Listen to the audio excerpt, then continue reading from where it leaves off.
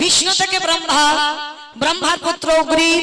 উগ্রীবের পুত্র সোম, সোমের পুত্র বুধ, বুধের পুত্র পুরুরবা, পুরুরবার পুত্র আয়ুষ, আয়ুষের পুত্র নহুষ, নহুষের পুত্র যজাতি, যজাতির পুত্র যদু, যদুর পুত্র কুরু, কুরুর পুত্র জন্মেঞ্জয়, জন্মেঞ্জয়ের পুত্র গতিষ্ঠান, গতিষ্ঠানের পুত্র মনুষ্য,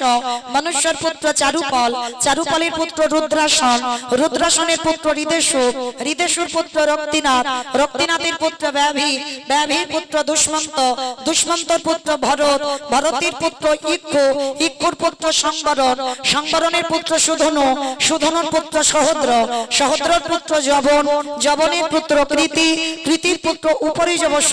উপরিযবসের পুত্র জরাসন্ধ,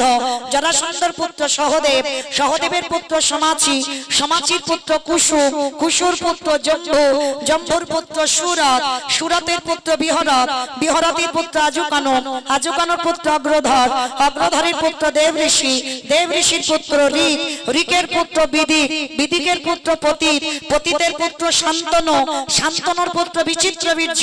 বিচিত্রবীর্যের পুত্র পাণ্ডু, পাণ্ডুর পুত্র ভীম, ভীমের পুত্র ঘটোৎকচ, আর ঘটোৎকচের পুত্র পিছনে যে হাসছিল